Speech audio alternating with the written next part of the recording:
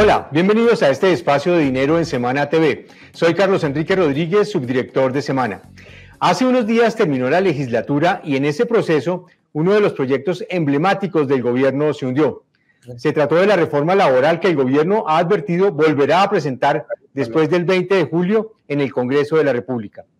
A pesar de su hundimiento, la iniciativa sigue generando fuertes controversias entre sus defensores y sus detractores, por el alcance de la misma, por la posibilidad de que se pierdan 450.000 empleos, como advirtió un estudio del Banco de la República, y el papel poco protagónico que tiene la generación de empleo y la informalidad en una reforma laboral.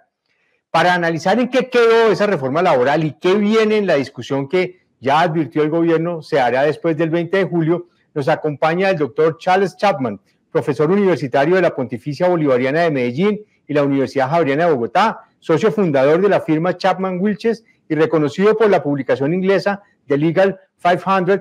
Ha sido presidente del Consejo Directivo de ProBarranquilla, miembro de la Junta Directiva de la Cámara de Comercio, del Comité Jurídico de la ANDI y del Consejo Académico del Colegio de Abogados de Trabajo de Colombia. Espero que no se me haya quedado nada por fuera, doctor Chapman. No, tranquilo, Carlos. Todo un placer estar aquí en tu programa. Realmente es un gusto compartir contigo y tu audiencia.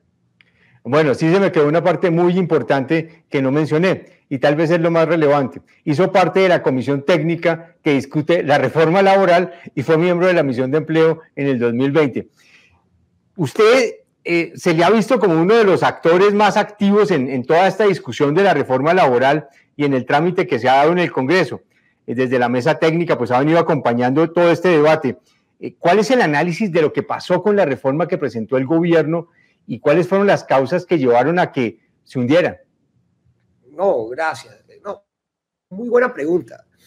Yo lo que pienso desde el principio, hay que tener claro que estamos en una nueva realidad política. En esta nueva realidad política, la sociedad tiene que ser más activa. Eso nos dimos cuenta desde el año pasado y por eso nos motivó a estar en la primera línea de todo este debate. En esa primera línea nos permitió descubrir o determinar cuáles fueron las principales causas por las que el gobierno falló.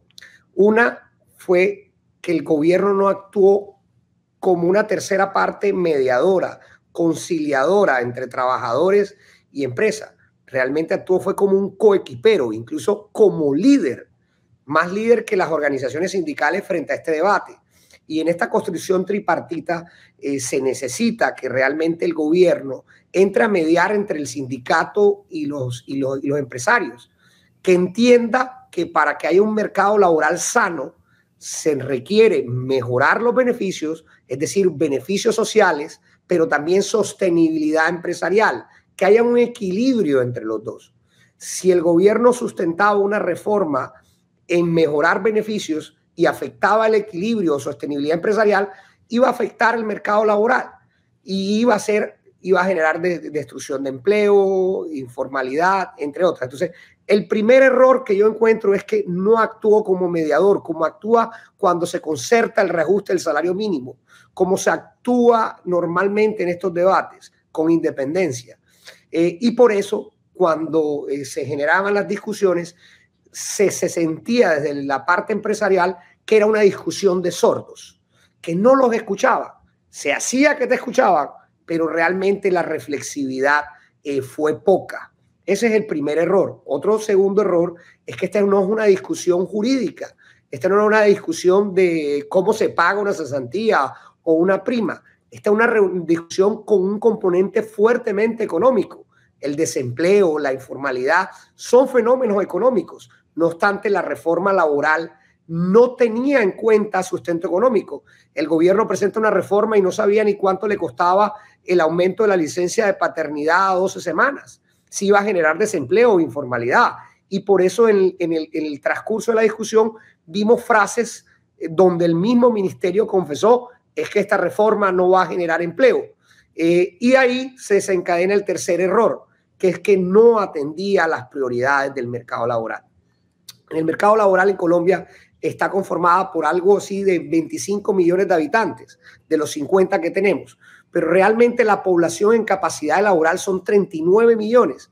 De esos 39 hay un problema prioritario en el mercado laboral. Es que la gente no busca empleo y en ocasiones requiriéndolos. Casi 16 millones de personas, mayoritariamente mujeres en un 70%, porque tienen que cuidar a sus hijos. En esta reforma no se le traían soluciones a esas mujeres que no pueden trabajar por horas porque el sistema no establece la regulación o el pago de la seguridad social por horas. Entonces, principal problema, tampoco atendía a los desempleados. La ministra lo confesó. Tampoco atendía a la informalidad. Y como lo dijo el Banco de la República, es que definitivamente no tenía sustento económico. Entonces ahí tú tienes los tres principales errores. Uno, gobierno no actuó como mediador, sino como un coequipero. Era un diálogo de sordos en esa actuación de coequiperos. Dos, no tenía sustento técnico la reforma, no tenía sustento económico. Después el Banco de la República lo ratificó, la misma ministra lo confesó, y ese punto es importante porque hemos visto que el presidente en varias afirmaciones ha dicho que los medios, que los empresarios, discúlpeme, fue el Banco de la República, una institución independiente, autónoma, creada por esa Constitución del 91 que todos aplaudimos. Entonces, realmente ellos fueron los verdaderos culpables de que se hundiera la reforma. Esperemos que no repitan esos errores. Usted mencionó un poco el tema del Banco de la República, el impacto, pero nadie tiene claro las cuentas. A nadie le han dicho esto, cuánto vale y cuánto nos va a costar. En un ejercicio que en algún momento hizo el doctor McMaster, presidente de la ANDI, hablaba de entre 2 y 3 puntos del PIB. ¿Cuáles son los cálculos que usted tiene de cuánto pudiera haber costado la reforma laboral como se discutió en la pasada legislatura? Sí, no, interesante. Según Fedesarrollo, solamente los recargos nocturnos, las indemnizaciones y los dominicales iban a incrementar los costos laborales en un 18%. Datos de Fedesarrollo. Por otra parte, el BAN y decía que se iba a destruir casi 500.000 empleos. A similares conclusiones llegó el Banco de la República. Dijo que la pérdida de empleo iba a estar entre 300 y 700.000. La media era 450.000 empleos. Y decía el Banco de la República que era algo así como aproximadamente el 20% de aumento de los costos laborales en lo que ellos cuantificaron. Pero, por ejemplo, cosas puntuales como la licencia de paternidad costaba más de $1 billón. Con tanta necesidad en Colombia, ¿cómo de alguna manera se van a destinar recursos del sistema de salud en una licencia de paternidad que está bien mejorar los beneficios? Pero lo que pasa es que la licencia de paternidad de Colombia son 2 semanas. Y si la comparas con Latinoamérica, era de las mejores de Latinoamérica. Nadie nos gana. Entonces, ¿cómo yo le voy a meter 1.4 billones de pesos nada más a ese beneficio, no considerando tantas falencias que hay en este país en vía de desarrollo? Y así fueron coincidentes todos los estudios. De hecho, ellos por eso se alejaban de esos estudios, y por eso el ministro de Hacienda anterior se fue sin fundamentar la reforma, sin decir nada. Incluso el actual, cuando llega, dice que efectivamente se van a perder 500.000 empleos. Pero es que no es que se pierdan, es que se van a ir a la informalidad, como si fuera algo menor. ¿Qué es irse a la informalidad, Carlos? Es condenar a 500.000 colombianos a que no se pensionen. Gravísimo. O sea, era una reforma realmente nefasta para el país y para los más vulnerables del mercado laboral, entiéndese, los que no trabajan e informales.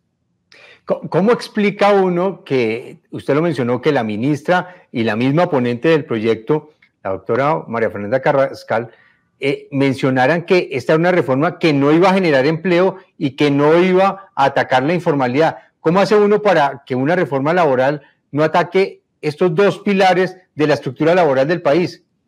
Sí, no, es un contrasentido, es ilógico. Realmente esta reforma era para que no llegara nunca al Congreso, partiendo de esa lógica elemental que mencionas tú, Carlos.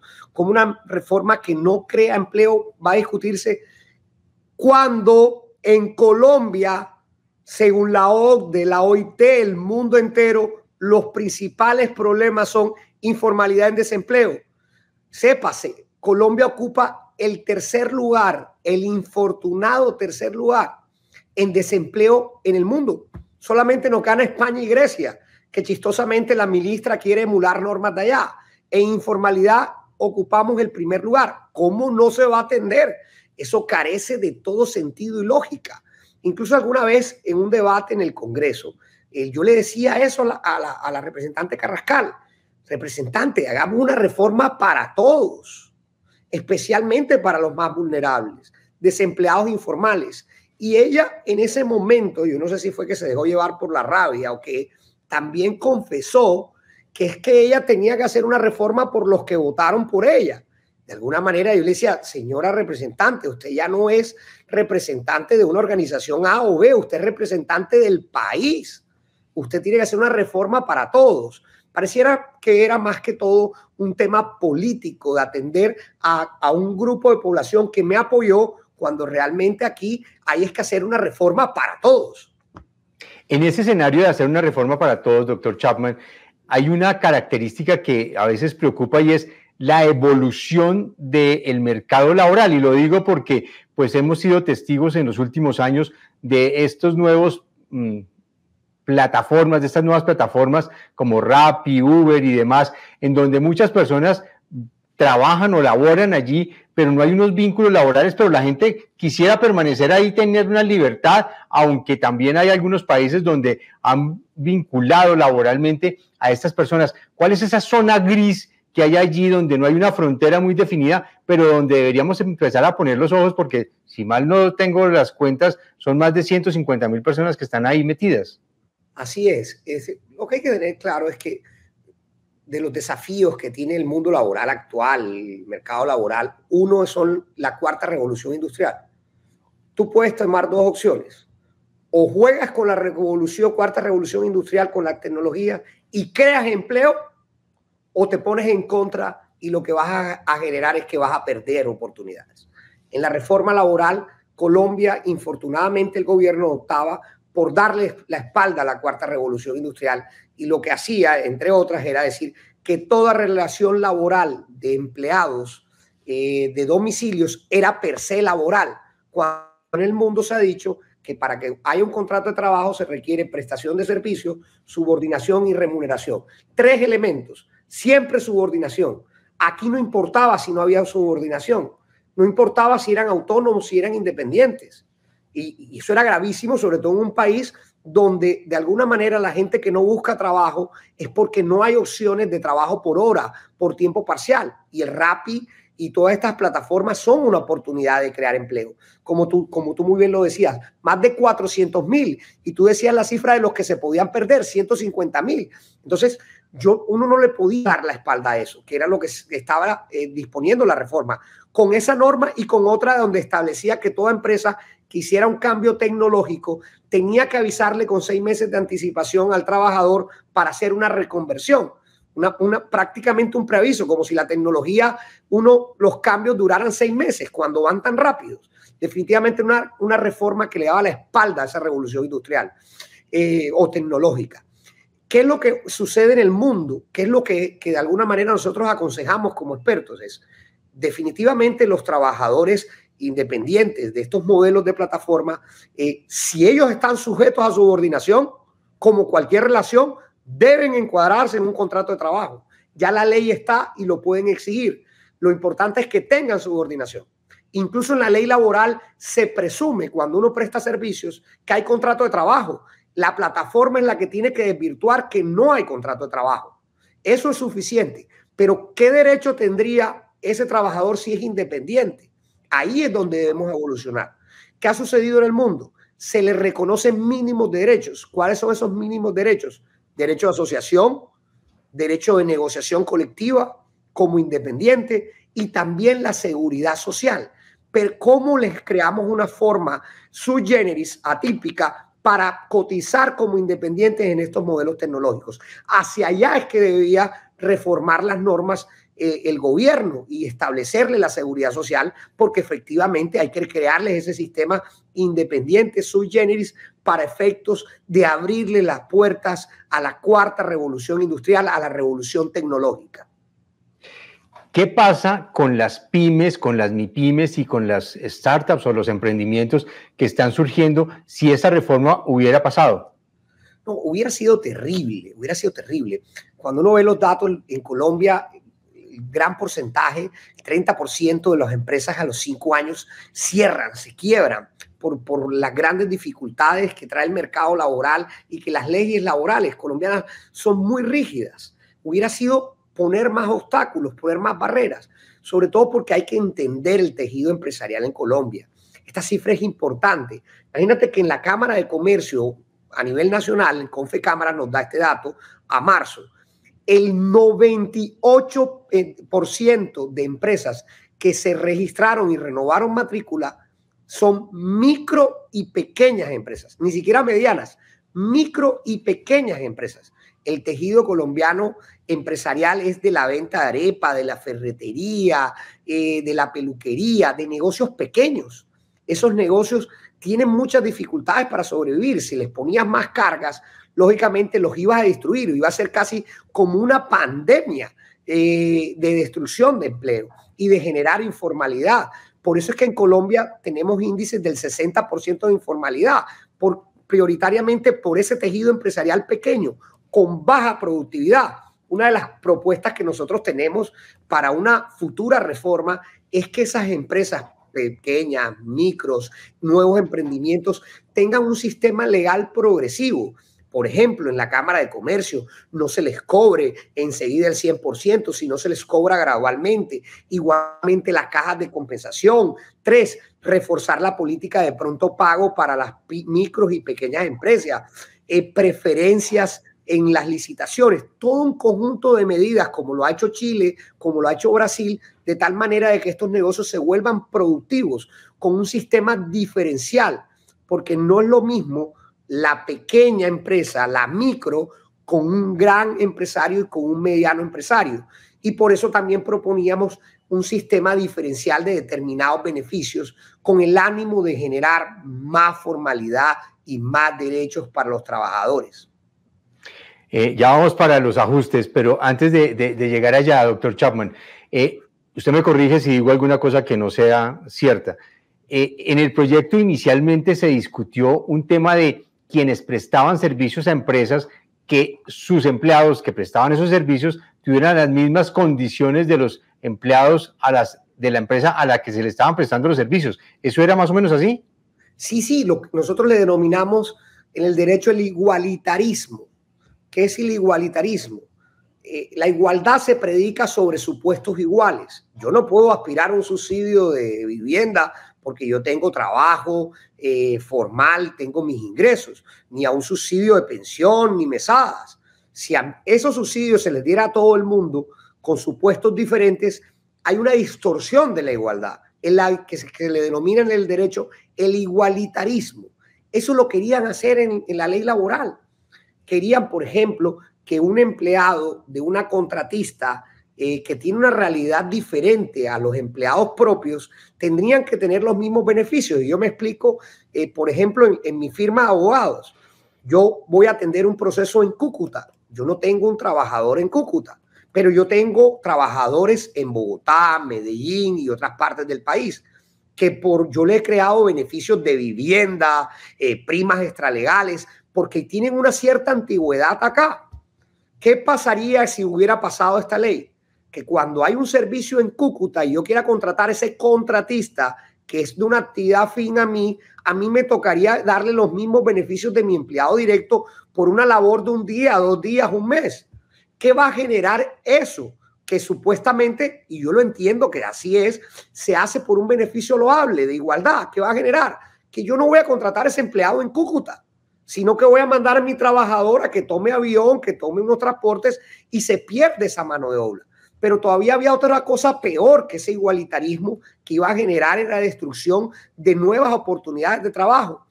En las contratistas se establecía que había solidaridad, Carlos, en todos los casos. Entonces, imagínate, Carlos, que uno en su casa va a contratar un maestro de obra o para que le pinte o un albañil para que le haga una obra civil. Esa labor no es afín a ti. Tú no tienes por qué saber cómo vigilarlo, cómo cuidarlo, cómo le paga a sus trabajadores, porque no es tu actividad principal. Es una oportunidad para un microempresario para que preste servicio, o al jardinero. ¿Qué pasa en esta reforma? Tú responderías o yo respondería solidariamente frente a ese contratista que es afín. Si bien es un fin loable de la responsabilidad solidaria, ¿qué efecto va a tener? Que ni tú ni yo vamos a contratar pequeños empresarios ni microempresarios, porque contratarlos nos lleva una responsabilidad con alguien que de pronto no tiene con qué responder. Entonces, estos servicios los íbamos a tener que tercerizar con empresas grandes que respondan solidariamente y que puedan asumir esas cosas, que de alguna manera uno no los cuide y no los vigile y quede tranquilo. Entonces, todo termina siendo en contra de la realidad del país, porque, repito, el 98% de las empresas en Colombia son micros y pequeños. Estas normas lo que iban a hacer es que las grandes empresas las iban a terminar fortaleciendo, destruyendo ese tejido empresarial y esas oportunidades de trabajo, como lo explicaba en los ejemplos anteriores. ¿Qué pasa y cómo se articula, doctor Chapman, el tema de la reforma laboral y la discusión que se ha venido dando y seguramente la que se va a dar después del 20 de julio con la reducción de la jornada laboral que ya se había aprobado en legislaturas pasadas? Sí, en la reforma la replicaban, la reiteraban. Lo único es que aparte de esa reducción que ya está, como muy bien lo dices, se introdujo que se agrega, en la reforma anterior se había suprimido, en la medida que se reducía la jornada, 2 horas que estaban en la ley 50 al 90 de recreación y deporte para actividades culturales, capacitación en las empresas de más de 50 trabajadores. En la reforma se incorporaba adicionalmente o se revivía esas 2 horas de recreación y deporte. Es decir, que no íbamos a trabajar 42, sino realmente 40 por esa reducción. Y adicionalmente se revivía los 2 días de la familia que se habían suprimido para efectos de reducir la jornada a 42. Entonces, de alguna manera se ratifica la reducción, la gradualidad, y por otra parte se revive las 2 horas de recreación y deporte de la ley 50 del 90 y las 2 días de días de la familia se incorporan. Ahora sí vayamos a lo que usted se me adelantó hace unos minutos. ¿Cuáles deberían ser esos ajustes que se deberían tener en cuenta para la presentación del proyecto después del 20 de julio, doctor Chapman? Sí, bueno, no, lo primero es una invitación al gobierno, ojalá no repetir los mismos errores. O sea, yo creo que ya el debate de sordos por el bien del país, porque todos queremos una reforma, no debe ser así. Debe ser reflexivo, debe actuar el gobierno de manera independiente, ponderando los intereses de los trabajadores y los empresarios, entendiendo que debe hacerse una reforma que busque mejorar los beneficios, pero que tenga en cuenta la sostenibilidad también empresarial, especialmente teniendo en cuenta el tejido empresarial en Colombia. Eso es lo primero que hay que hacer, o sea, no repetir los errores que te decía en la primera pregunta. No obstante, esa situación, yo creo que los sectores, trabajadores, sindicatos, empresarios, tenemos que entender que en esta nueva realidad nos toca actuar diferente. Y en ese sentido, yo ando haciendo una invitación a los gremios, especialmente a los sindicatos, que de alguna manera nosotros mismos tratemos de construir una reforma antes del 20 de julio y se la llevemos al Congreso. Que tratemos de ponderarnos. No es la reforma de FENALCO, no es la de la ANDI, no es la de ACOPI, es la reforma de todos. Y tratemos de buscar una conciliación de todos los intereses, incluso de los de las organizaciones sindicales, para que de alguna manera no vayamos atomizados, sino unidos al debate con una reforma, repito, para todos, para los trabajadores, para los empresarios, pero también para los desempleados y a los informales. Y tenemos que hacer un ejercicio de unión para llevar ese proyecto. Ese es lo primero, hacer esa invitación para dejar egos, autonomía, independencia y aprender a trabajar en conjunto en este país para sacar esa reforma adelante. Ahora bien, en relación al contenido de esa reforma, por supuesto debe atender las prioridades, el desempleado. Nosotros pensamos que esta reforma debe contener un seguro de desempleo, robustecer el seguro de desempleo, el servicio del empleo. Son temas importantes. También nosotros dentro de las propuestas tenemos la cesantía actualmente se liquida anualmente al 15 de febrero.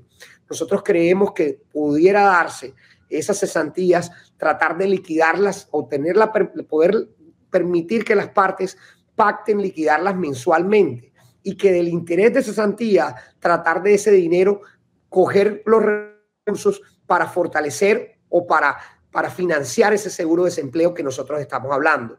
Otro segundo pilar transversal que debe tener esta reforma son un sistema diferencial para la micro y para la pequeña empresa. Tratar de establecer sistemas no homogéneos frente a realidades que no son homogéneas. Eso es un segundo pilar que consideramos importante. También el tercero es relacionado a la capacitación del trabajador. Hoy encontramos en la data, es muy difícil para los empresarios conseguir determinados empleos calificados. Necesitamos un servicio del empleo, un SENA, que coja y lea esos indicadores y capacita a los trabajadores para que más fácilmente busquen empleo.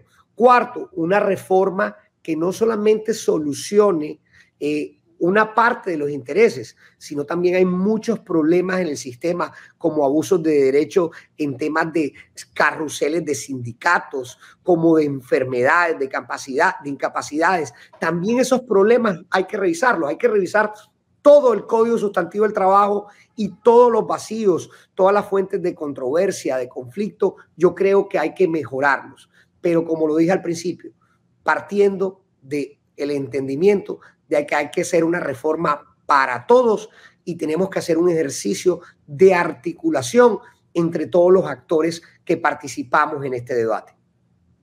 Me parece muy interesante su primera propuesta de buscar un consenso para llegar al 20 de julio con una propuesta de todos, incluido en los sindicatos y los empresarios y grandes y pequeños.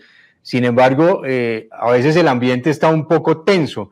El domingo se presentó de nuevo una locución del presidente en Francia, en donde pues habló de que el sector empresarial es casi que esclavista y explotador.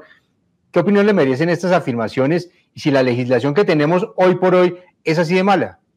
No es una afirmación. Infortunadamente el gobierno, lo he venido reiterando, ha sustentado estas reformas, incluso su relato en lo que se denomina en las estrategias de comunicación ilusión de verdad, que son mentiras repetidas 1000 veces para dar una apariencia y para tratar de sustentar algo que realmente no tiene sustento. Como la reforma, nos vendieron que tenía sustento económico, que tenía sustento de la OIT, de la OCDE, y lo repetían. Tenían el descaro de repetir que era una reforma en consenso, y las ANDE y FENALCO, todos los gremios decían que no. Cuando alguien ya tiene el descaro de decirte en la cara de que esto es una reforma de consenso y te lo dicen 1000 veces, ya tú entiendes que esto son infortunadamente mentiras repetidas para dar apariencia de verdad. Lo mismo está sucediendo con esa frase de esclavistas, que no es así. Cuando tú comparas el sistema legal colombiano con el de Latinoamérica, porque tenemos que compararnos con Latinoamérica, que somos nuestros pares con que competimos, realmente Colombia tiene los mejores beneficios de Latinoamérica, especialmente los que quieren cambiar. Licencia de paternidad, decía antes, 2 semanas, ningún país, todos los países, la mayoría tienen menos de 2. Y si la pasamos a 12, ningún país tiene 12 semanas de licencia de paternidad. Recargo nocturno. Hay que decirle al país que el mayor porcentaje de recargo, 35%, se paga en Colombia. En Latinoamérica hay países como Chile que ni siquiera pagan recargo nocturno. Otros pagan 25, 10, incluso países desarrollados como Alemania pagan el 25% de las horas nocturnas y no todas son a partir de las 6. Perú, que es el otro país que paga el recargo al 35%, lo paga desde las 10 de la noche. Nosotros hoy desde las 9. Realmente nosotros somos el país que mejor paga el recargo nocturno en Latinoamérica. Lo mismo sucede si tú ves días de descanso. Si bien tenemos unas vacaciones que son más cortas que las de nuestros pares, nosotros somos el país que tiene más días festivos que nuestros pares. Entonces el tema hay que ver en su conjunto. Incluso la OCDE, porque no es lo que dice el doctor Chapman, la OCDE ha dicho que una de las grandes causas de la informalidad en Colombia es los altos costos que tiene el sistema laboral en relación a lo que tiene la capacidad de pago y comparando con los otros países. Entonces, no es verdad que somos un sistema legal precario. Ojo, el gobierno en su afán de defenderlo confunde el incumplimiento con con hacer más leyes. Por supuesto que hay incumplimiento aquí en todas partes, pero por frente al incumplimiento lo que hay es que fortalecer la inspección del trabajo, no las leyes. Doctor Chapman, en el escenario que estábamos viendo, vimos todos los temas de fondo, qué podíamos cambiar, cómo se puede mejorar la reforma laboral, qué traía de malo. Miremos un poco el tema de la mecánica y de la forma. La pregunta que le voy a hacer, y le ruego me disculpe en mi ignorancia, es ¿qué pasa con la próxima reforma laboral que presenta el gobierno? ¿Puede ser la misma que se discutió en el pasado o tiene que cambiar? Sí, ellos pueden presentar el proyecto. El proyecto se les hundió, no pasó el primer debate. Entonces ellos me imagino que vendrán con la misma forma, lo pueden presentar en la Comisión Séptima de la Cámara o en la Comisión Séptima del Senado, que es la que discute estos temas. Se revivirá el asunto, escogerá gente. Hay que tener claro que ya no son los mismos presidentes de las comisiones anteriores. Al doctor Scaf y a la doctora Norma, que son los presidentes de la Comisión Séptima, ya terminaron su periodo en estas extraordinarias y tienen que escoger unos nuevos presidentes que serán de otros partidos según los convenios que hicieron al interior de cada comisión. Y vendrán otros ponentes y abrirá una nueva discusión. Por eso la importante de la sugerencia mía de la propuesta. Porque ¿qué pasó en este primer debate? El gobierno presentó un proyecto, la doctora Carrascal era la ponente o la presidenta ponente, y habían otros ponentes que había adicionalmente dentro de esos ponentes, el doctor Salcedo de la U tenía otra ponencia sustentada especialmente en la academia, y había una tercera ponencia que era la ponencia de archivo de los partidos de oposición, y eran 3 ponencias, pero de alguna manera había una atomización o una división de debates. La mayoría de empresarios o de sindicatos no se identificaban realmente con ninguna.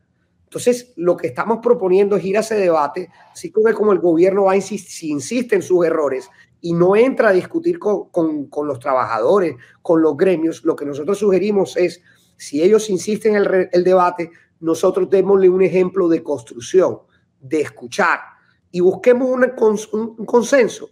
Y en eso hay que ser claros, Carlos. Cuando yo digo un consenso, no es de todos. Alguna vez leía a un escritor y explicaba, ni siquiera en la Segunda Guerra Mundial, en Inglaterra, cuando se fueron a enfrentar a Hitler, había un 100% de consenso. En nada vamos a conseguir un 100% de consenso. Eso es claro. Mi propuesta es que tratemos de unir la mayor cantidad de voces posibles del sector sindical, del sector empresarial, y de alguna manera vayamos con una cohesión frente a ese proyecto del gobierno para efectos de competir y demostrar que dialogando se puede, dejando los egos de cada uno, dejando las autonomías y las independencias y entendiendo que hay que ponderarse en un proyecto mínimamente acordado. Siguiendo con el tema de forma, doctor Chapman, mucho se ha hablado de el timing de la presentación de la reforma laboral y de las discusiones de las otras reformas en el segundo semestre cuando llegamos a una época electoral. ¿Qué amenazas puede haber en el trámite de las reformas alrededor de esto? Sí, no, ahora el gobierno tiene todavía más enrarecido la aprobación de las reformas. Recordemos que el gobierno quería rápidamente en la pasada legislatura buscar su aprobación, tratando de evitar el debate electoral que venía para octubre y adicionalmente para mostrarlo como triunfo para afrontar las elecciones de octubre. ¿Qué sucede? Que ya ahora va a tener que tramitar las reformas en desarrollo del debate electoral de octubre de alcaldes, gobernadores, consejos y asambleas. Y ustedes saben que en tiempos políticos el debate coge otro color, el nivel de crítica aumenta. Y esto va a ser muy complejo, sobre todo por los niveles de desaprobación de la presidencia, de más del 60%. Entonces, imagínense, si ni siquiera el gobierno se atrevió a presentar la reforma pensional y de salud, porque la laboral, por supuesto, no podía, porque no pasó primer debate, pero estas 2 primeras no se atrevió a presentarlas en extraordinarias. Entonces, imagínense lo que va a significar eso en la segunda legislatura. Realmente tiene un escenario muy muy complejo, sobre todo porque los partidos políticos, de alguna manera con sus candidatos a la alcaldía y gobernación, van a entender que apoyar al gobierno, de alguna manera, le va a decir a sus electores que ese candidato a la alcaldía y gobernación apoya al presidente en estas reformas. Y si la sociedad no está de acuerdo con eso, por supuesto, en las urnas van a mostrar su rechazo decididamente.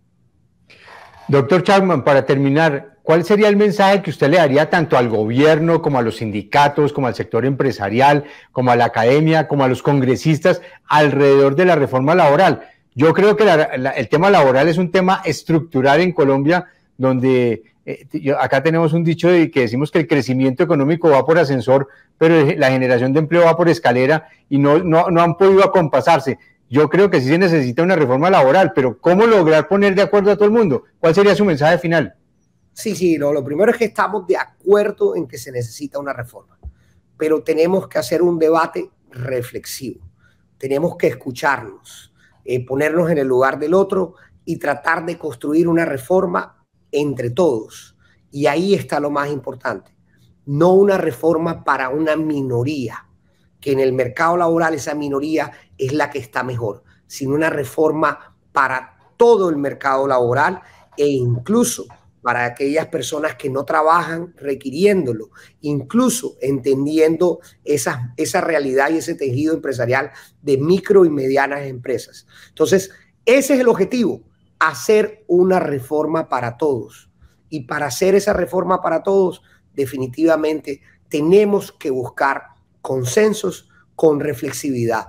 Ojalá el sector empresarial y los trabajadores le demos una muestra al gobierno de que nosotros podemos construir una reforma y también incluir a los partidos políticos y este 20 de julio, Carlos, darle la buena noticia al país que nosotros presentamos también un proyecto de manera reflexiva. ¿Cómo va a ser un poco la mecánica de juntar a la gente para poder presentar ese proyecto antes del 20 de julio, doctor Chapman? ¿Ustedes cómo lo van a organizar? Sí, ya vamos muy avanzados. Nosotros hemos estado en todo este debate y en relación al proyecto del gobierno, presentamos proposiciones en relación a todas las normas. En ese sentido, esas proposiciones ya se están convirtiendo en borradores de artículos. También hay propuestas de la academia, la Universidad Javeriana hizo una propuesta, también la estamos teniendo en cuenta. Estamos revisando la propuesta de FENALCO, la propuesta de la ANDI, los proyectos de decreto y de leyes de las centrales de obreras y estamos tratando de hacer una gran incorporación como técnicos, como asesores. Y ese borrador que vamos a construir, escuchando todos los intereses, se los vamos a presentar a los gremios, se los vamos a presentar también a centrales obreras, organizaciones sindicales, partidos políticos, para que de alguna manera ver qué normas le interesan de eso y tratar de presentar una discusión de tal manera de que esto vaya avanzado el 20 de julio. O sea, ya ese borrador de proyecto ya está muy avanzado porque hay muchas propuestas que surgieron en el debate pasado. Lo que nosotros estamos haciéndolas es articulándolas, incorporándolas y presentándoselas a los otros sectores. Doctor Chapman, muchísimas gracias por acompañarnos en esta conversación muy agradable, charla alrededor de uno de los temas más polémicos y controvertidos de los últimos meses. Gracias a ustedes, Carlos, un gusto estar aquí en este espacio y como siempre un placer compartir contigo. Muchísimas gracias a ustedes, mil gracias por acompañarnos en esta conversación. Los invitamos a que nos sigan en nuestras plataformas y en semana.com. Nos encontramos la próxima semana.